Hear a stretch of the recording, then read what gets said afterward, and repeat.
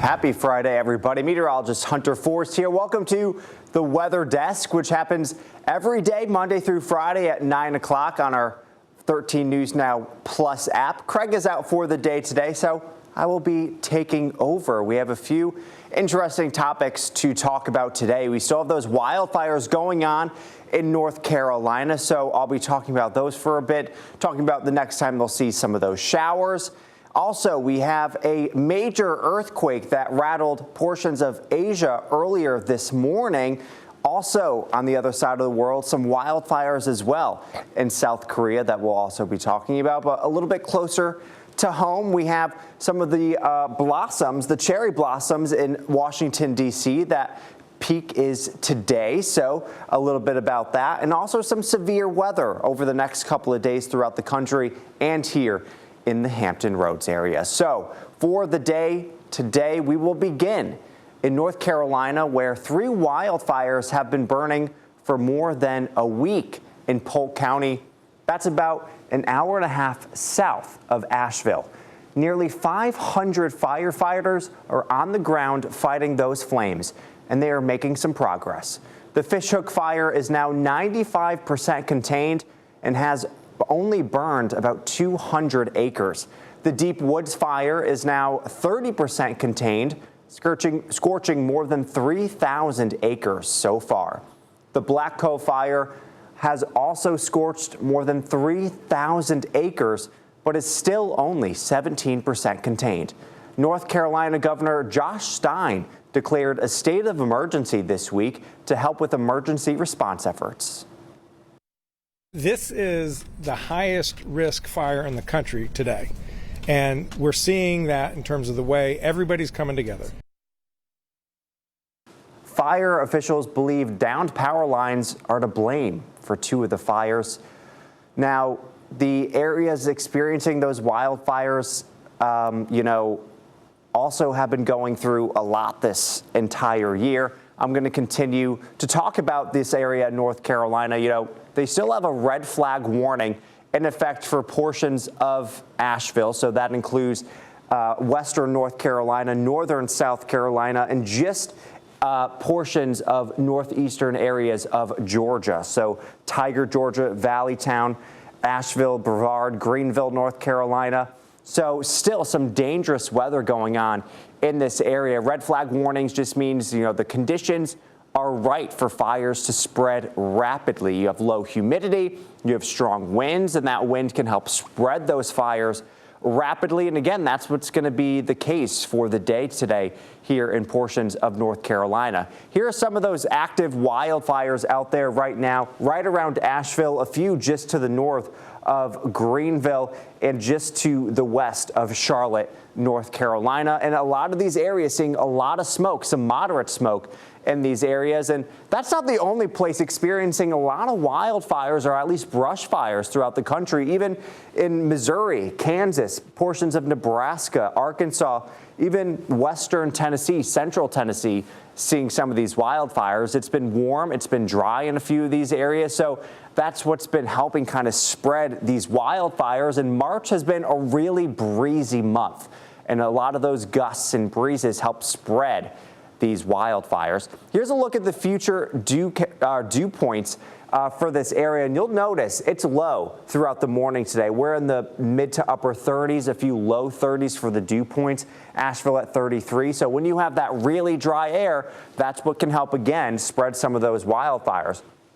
Goes up a little bit heading into Friday night, but by Saturday, things are looking a bit better. Some of those dew points will be in the lower 50s, so that'll make the air a little bit, better, less conducive for the spread, but still there is that chance, and even gets even better as we head into the day on Sunday with those dew points getting into the upper 50s and even low 60s in a few areas. Now, again, there's a chance for some rain on Sunday and on Monday for these areas, so that's some good news there. Here's a look at the futurecast winds.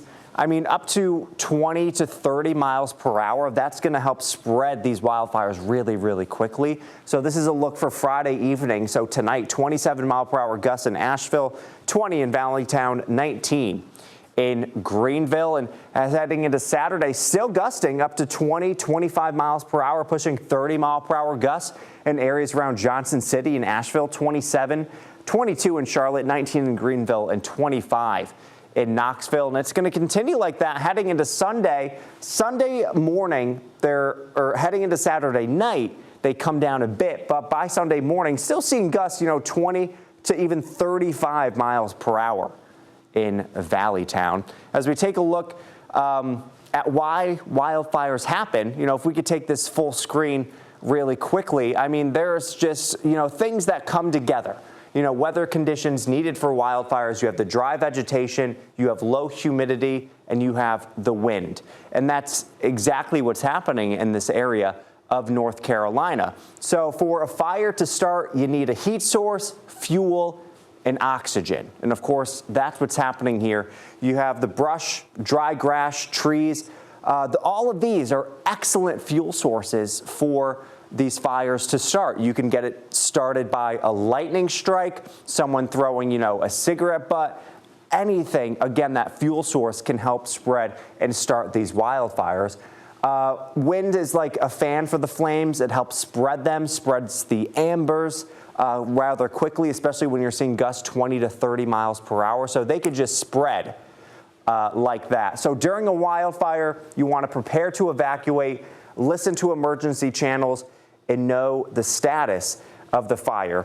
Put emergency supplies, and you just want to make sure you have items in your car, anywhere, so you could evacuate quickly. So that's always something to think about, if you are in a wildfire area, even if there isn't one around you, but your area is prone to wildfires, there still is that risk. So, whether one is happening near you or not, you always, of course, want to have these kits put together, whether they're inside a closet next to the door or in your car. Now, this area is experiencing the area experiencing these wildfires here in North Carolina is the same area still recovering from Hurricane Helene. We have a video here on it that we could just show you about how they're still recovering. This morning, 6 months after Hurricane Helene's historic wrath, the Asheville community is still picking up the pieces. The storm first making landfall as a Category 4 hurricane in North Florida, then leaving a path of destruction across 7 states through Georgia and eastern Tennessee and flooding western North Carolina. Helene dumping up to 30 inches of rain on already soggy ground, triggering catastrophic flooding and landslides. Entire towns along the beautiful Blue Ridge Mountains turned into rubble. WLOS morning anchor Taylor Thompson took me around Swannanoa, which quickly became Helene's ground zero. The Swannanoa River here was almost 30 feet high, which is an insane record, above this building. Wow. These houses in a nearby neighborhood having to be gutted and completely rebuilt. But Taylor says the damage in this area only tells part of the story. 27 counties declared a state of emergency, and there were so many other counties that aren't Buncombe County that are still reeling. So they don't always get the same attention Asheville does and the same amount of help. Thank you for that. It's so important for them to know that they're not forgotten. But recovery won't be easy. Millions in the declared disaster area likely don't have protection for their damages and losses. The only analogy I can think of for this room was it was like a washing machine in here. The storm lifting up homes like Lance Mills. That used to be where the front porch was. The front porch is over there now. Excuse me, so this is not where the house was? This is the foundation where the house sat. It used to be attached to this breezeway. It was parallel to the garage. He says Helene's effects go far beyond what meets the eye. This was collective trauma for an entire region. That's well put. And to some degree or another, all of us were affected and still are. And so it's important for people to know that. It's important to know that we still need help. Much of Asheville sustained by tourism, visitors spending nearly $3 billion in 2023. Asheville's always been a place that has a lot to express, that has a lot to say. We're an artistic community and we're a community of makers. The key to its recovery, It's small business owners who make up 96% of businesses in Asheville. The storm sweeping Asheville Tea Company's headquarters completely off its foundation. There's a lot of our packaging, still up in trees and strewn about miles down the river. Nothing was salvageable. Founder Jesse Dean says they're now starting from scratch, blending and packaging their teas out of a shared space. There's a long way to go still for so many businesses, including mine, to get back to where we were. We don't want to just survive. We want to thrive. And Guajero, a family-run Cuban restaurant, the food truck and newly opened indoor lounge hit hard by the floodwaters. Once we were able to get inside, there was probably about 2 to 3 feet of mud and silt on the floor. The floors lifted. It was 24 feet of water. The family now operating in a new food truck.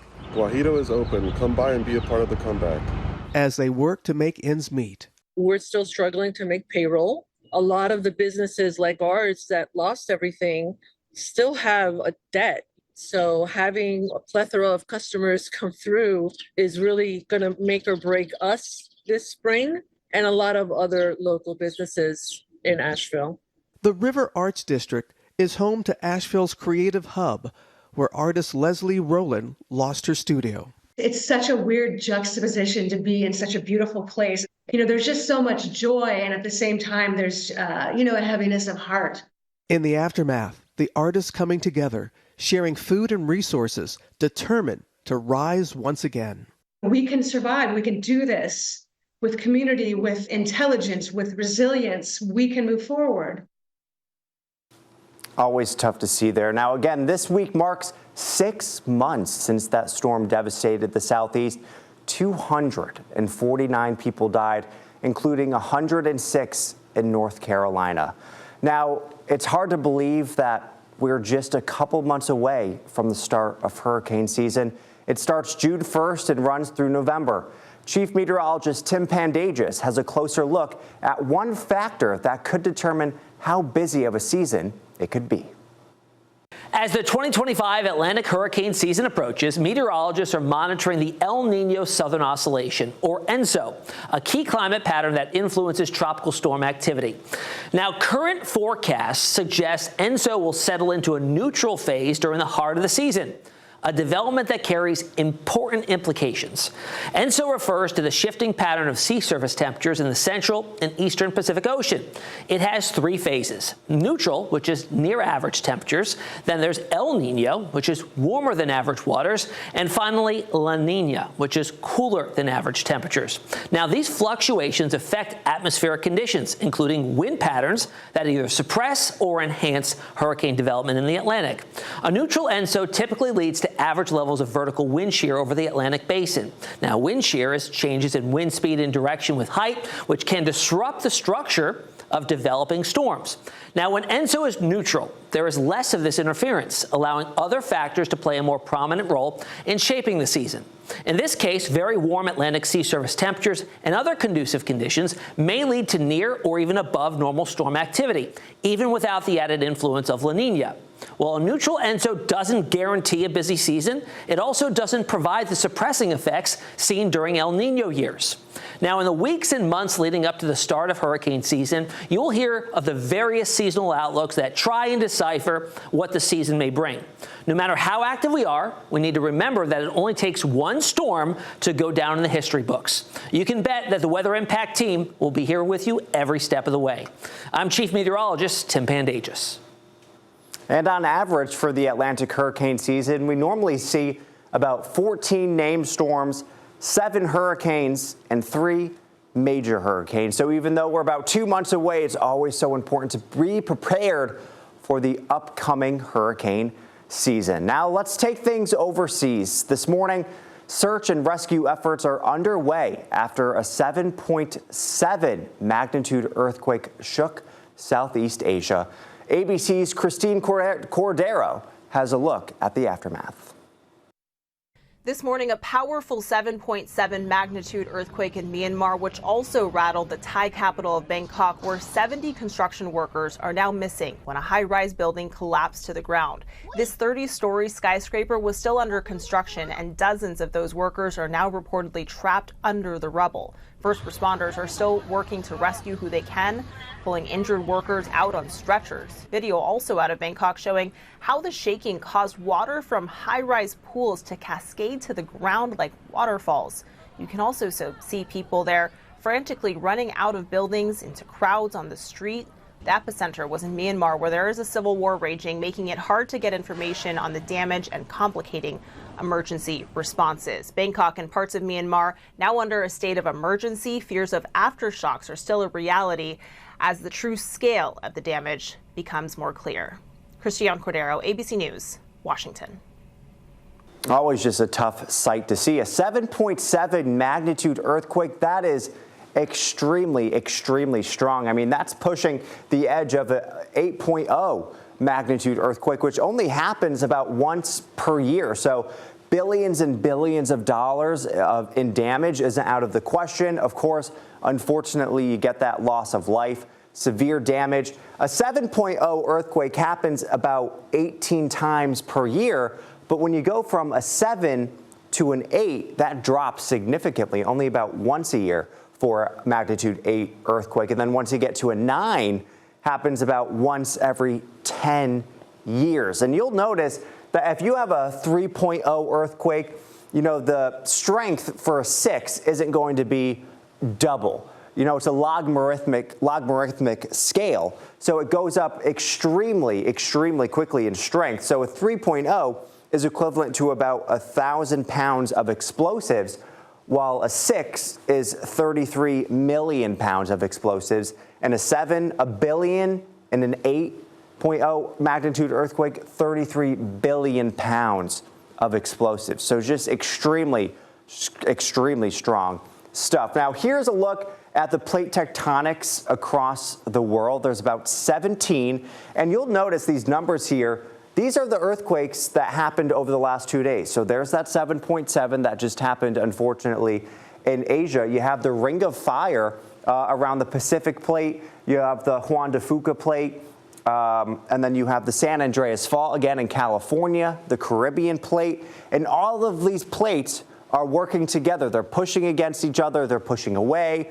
They're pushing side by side. And when you have plates that are pushing towards each other, or on the side of each other, you can have, you know, this extreme pressure building up year after year after year after hundreds of years, and eventually those plates kind of just, you know, for a lack of better words, explode, and that's what can cause these earthquakes to happen. And once there's, you know, an immense amount of pressure in these areas, that's where you can get some of these really, really strong earthquakes, especially around here in the Pacific plate around the Ring of Fire, you know, California, Alaska. That's where some of those really strong earthquakes are and where they frequent most often. So again, it's just, you know, an extremely, extremely sad sight to see. And there's about 17 plate tectonics here across the United States. There are a few more, but the majority of them, there's about 17. And again, they are all over the world. So just an interesting fact, you know, about all of this. And as we zoom out here, you can see these plate tectonics all the way up into the North Pole. You have the Arabian plate, the Indian plate, where that earthquake just happened. But again, these numbers, all the earthquakes that happened over the last 2 days, and here's the Ring of Fire, you'll notice a lot of them around the Pacific plate. That's where most earthquakes happen. And the earthquakes that are happening really away from the faults are kind of those weaker ones, you know, 2, 3, but you still have all these earthquakes along the faults. That's normally where you get them. So just, you know, a few interesting facts about some of these earthquakes here. Now, we're going to keep things overseas. Crews in South Korea actually have been battling deadly wildfires for a week now. So far, the flames have scorched more than 88,000 acres and have destroyed more than 300 buildings, injured 30 people, and forced 37,000 more to evacuate. At least 28 people have died. The flames have burned down several historic sites, like this centuries-old Buddhist temple. It was built more than 1,000 years ago. That temple is one of at least 18 designated heritage sites or objects damaged by the wildfires. Windy and dry conditions have made it hard for firefighters to stop the flames from spreading. I mean, just devastating things going on across the world. You have, of course, the wildfires in North Carolina. You have, heavy rain right now going on in Texas, even across the world. We have the earthquake that just happened in portions of Asia and Thailand. And then the wildfires in South Korea. So, of course, just our thoughts go out to all of those people that are just affected by all of these, natural disasters that are going on here. But as we go throughout, the rest of the time here on the weather desk, we're going to take things a little bit closer to home. We have the blossoms to talk about, allergies, and warmer weather on the way. And the cherry blossoms in Washington, D.C. are expected to hit peak bloom today. Now let's take you live to the tidal basin now, which is lined with more than 3,000 cherry blossom trees. They were a gift from the mayor of Tokyo and first bloomed in 1912. Peak bloom means 70% of the blossoms are open, and it can last several days or up to weeks for them to open. The National Cherry Blossom Festival in D.C. runs through April 13th. But keep in mind, parts of the tidal basin are taped off right now as the National Park Service is in the middle of a 3-year project to strengthen the seawall. I mean, just some beautiful stuff out there. Here's another live look at Washington, D.C. I mean, how spectacular is that? You got blue skies, all those people. You could kind of see if I was able to zoom in there, you'd be able to see some of those people walking the sidewalk. But I mean, just a fantastic morning. We're at 56 degrees. Winds are out of the southwest at about 15 miles per hour. So, I mean, things are looking pretty good here in D.C. I mean, there's a chance you maybe could see an isolated shower or sprinkle later on. But highs today will be about 72 degrees. So, I mean, basically a great day for the cherry blossoms here. 74 in Virginia Beach, 79 in Raleigh. It's going to be a warm day everywhere. But if you didn't make it up to D.C. and you don't feel like traveling there, remember Virginia Beach also has a cherry blossom festival. It kicks off tomorrow, March 29th, and goes through April 5th at Red Wing Park. The festival features a vendor market, garden tours, cultural performances, and even martial arts demonstrations. You can expect extra traffic on General Booth Boulevard near Oceana Boulevard while the festival is ongoing. I mean, it's also not just cherry blossoms, it's spring, which means there are a lot of things that are in bloom. And your allergies may be acting up. And recently, a released report ranks the worst locations for allergies in the United States. Chief Meteorologist Tim Pandagis has a closer look. It's here, the 2025 Asthma and Allergy Foundation of America Allergy Capital Rankings for worst cities in regard to seasonal allergies. And numerous cities right here in our area made the list. Surprise, surprise. So how do cities make the list? Their criteria is based on scores for tree, grass, and weed pollen, over-the-counter allergy medication use, and the number of allergy specialists in the area. Let's get started. We'll highlight the top 11 worst cities for seasonal allergies. Why top 11 and not, round number like top 10? Well, the 11th place city is notable. It's right here in our own backyard, Virginia Beach. Being ranked 11th is actually an improvement. The 2024 list ranked Virginia Beach as the second worst city in the country for seasonal allergies. Now, number 10, Greensboro, North Carolina. In 9th place, Greenville, South Carolina. In 8th, right down the road, Richmond, Virginia. Number 7, not too far away, Raleigh, North Carolina. Now we're headed west for number 6, Little Rock, Arkansas. Number 5, Memphis, Tennessee. Number 4 is Tulsa, Oklahoma. And in third place, Oklahoma City, Oklahoma. Now in second place is New Orleans, Louisiana. And the worst city in the country for seasonal allergies for the second year in a row, Wichita, Kansas.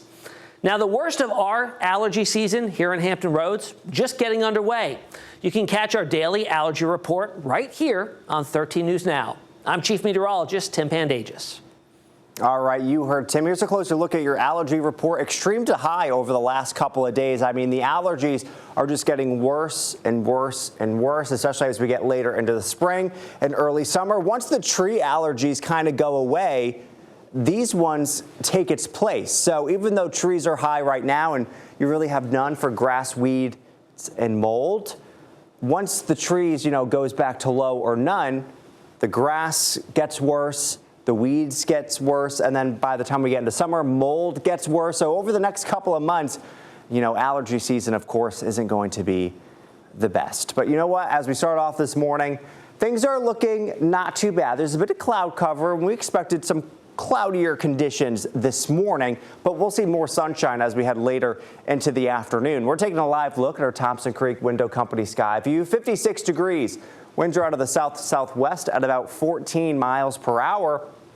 It's 55 in Saluda, 56 in Wallops Island, 50 in Chesapeake, 57 in Elizabeth City. Ocean temps sitting in the low 50s. So it's chilly. Here's our satellite and radar. Seeing some rain in areas of Texas. They were seeing some devastating flooding earlier yesterday, even a flash flood emergency in very southern portions of Texas. Some ice in areas around northern Minnesota. Some rain heading into Chicago. And you can't see it here, but heading into the day tomorrow, there's going to be a stationary front sitting over New England, right over, Massachusetts, Connecticut, New York. And there's going to be such a major temperature difference that it's going to feel like winter in Boston and summer in New York. New York City is going to be around 80 degrees tomorrow, and Boston's going to be in the low 40s and upper 30s. So a major difference. Parts of Connecticut, where I'm from, in the southern areas in the southwest, it's going to be in the mid 70s. And in the northeast corner, it's going to be in the 30s and 40s. And it's not a big state. So, I mean, just some interesting things going on there. Here in the Hampton Roads area today, it'll be great. Mid 70s by this afternoon. Plenty of sunshine. A little bit cooler on the eastern shore. Lower to mid, a few upper 60s out there in Accomack.